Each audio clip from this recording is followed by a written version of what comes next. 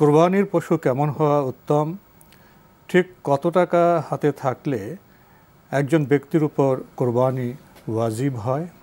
ধন্যবাদ, খুবই গুরুত্বপূর্ণ প্রশ্ন করেছেন।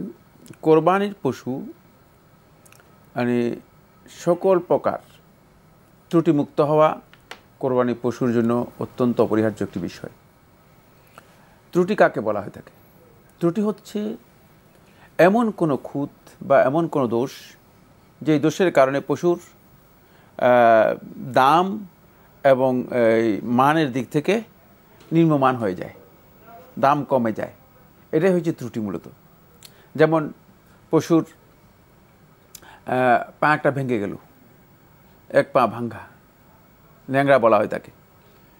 চোখ একটা অন্ধ হয়ে গেল, অথবা পুরা চোখই নাই হয়ে গেল, তাহলে অন্ধ। মানে এই ধরনের যদি হয়ে থাকে, যেমন একেবারে শুকিয়ে অনেকটা কঙ্কালের মতো হয়ে গিয়েছে, শুধুমাত্র হাড়ডি সার, মানে কোনো কাঠামোটা আছে, এই ধরনের, এটাকে আজফা বলা হয় থাকে আরবিতে। মানে একেবারেই পুরি শুকিয়ে গিয়েছে, কঙ্কালের মতো হয়ে গিয়েছে। এই ধরনের যদি হয়, তাহলে এগুলো ত্রুটি।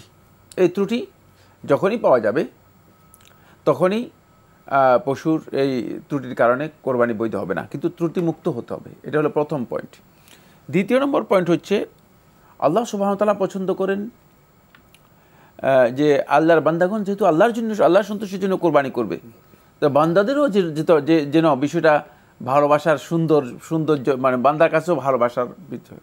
মানে একটা কোরবানি করে দিলাম, মানে নিজের কাছেও মনে হলো যে এটা কোরবানি করাটা আসলে কেমন দেখা যায়, কোরবানির মর্যাদার সাথে যায় না কোরবানি, কারণ এটা আল্লাহর জন্য দিচ্ছি। মানে যে কোনো জিনিস, আপনি আপনার কাছে একজন সম্মানিত মেহমান আসলে ঠিক তাকে আপনি যেটা প্রেজেন্ট করবেন, আল্লাহ রাব্বুল আলামিনের জন্য যেটা দিচ্ছেন, সেটা আপনি কোন মানে দিচ্ছেন? কারণ এটা কোরবানি করা হচ্ছে ওয়াফাদাইনাহু বিযিবহিন আযীম, এটা আল্লাহ রাব্বুল আলামিনের নির্দেশ। আল্লাহ তাআলা যে কোরবানি করেছেন ইসমাঈল আলাইহিস সালাতু ওয়াস সালাম এর এগেইনস্টে, তার বিনিময়ে, মানে এই ধরনের একটি কোরবানির বিধানকে সামনে রেখে আমরা সেই সুন্নাহকে অনুসরণ করছি। সুতরাং সেখানে আমার কাজটি অবশ্যই এমন হতে হবে যে আল্লাহ তাআলার কাছে পছন্দনীয় এবং আমার নিজের কাছেও পছন্দনীয় হতে হবে। কোরবানির পশু নিজের কাছে পছন্দনীয়।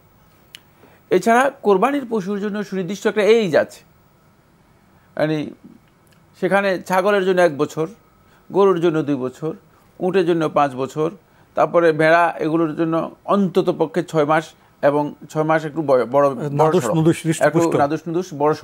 বড়সড় হতে হবে। কিন্তু 1 বছর মানে শুধুমাত্র রাসূলুল্লাহ সাল্লাল্লাহু আলাইহি ওয়াসাল্লাম বড়সড় যেই সমস্ত ভেড়া আছে সেগুলোর ক্ষেত্রে ছাড় দিয়েছেন, কারণ ভেড়া দুম্বা মানে 6 মাসেই অনেক বড় হয়ে যায়। এই কারণে আল্লাহ নবী সাল্লাল্লাহু আলাইহি ওয়াসাল্লাম সেখানে বিশেষ ছাড় দিয়েছেন, 6 মাস। হ্যাঁ, 6 মাসের একটা বিশেষ ছাড় দিয়েছেন। তো এই যে এইজ আছে, সেই এইজটাও কোরবানি পশুর মধ্যে বিবেচনা রাখতে হবে, যাতে করে এইজের দিক থেকে কোরবানি পশুটা মানে এই ধরনের হয়ে থাকে। সামান্য ত্রুটি যেগুলো আসলে তার মানে ভ্যালু অথবা মূল্যমানের মধ্যে কোনো ধরনের আঘাত হানে না, মানে হঠাৎ করে হতে পারে যে মাথার শিঙে একটু বাঁকা হয়ে রয়েছে, এটা কোনো অসুবিধা নেই, এতে কোনো অসুবিধা নেই, অথবা একটু সামান্য একটু কাটা আছে, এতে কোনো অসুবিধা নেই। যেই ত্রুটির কারণে মানে কোরবানির পশুর মূল্যমান অথবা তার যে দাম আছে সে দামের মধ্যে কোনো ধরনের ঘাটতি হবে না, এই ধরনের ত্রুটি যদি হয়ে থাকে সেটা কিন্তু কোরবানির পশুর ক্ষেত্রে ধর্তব্য নয়। সেটা তবে একেবারে যদি ত্রুটিমুক্ত দেওয়া যেতে পারে সেটা সবচেয়ে উত্তম, সেটা করা যেতে পারে। এটা কোরবানির পশু সম্পর্কে বললাম।